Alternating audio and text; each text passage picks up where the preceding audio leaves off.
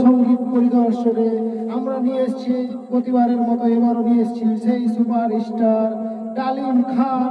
এখন আপনাদের মধ্যে উপস্থিত হবে, আপনাদেরকে গানে গানে আনন্দ দেবে। ধন্যবাদ। পৃথিবী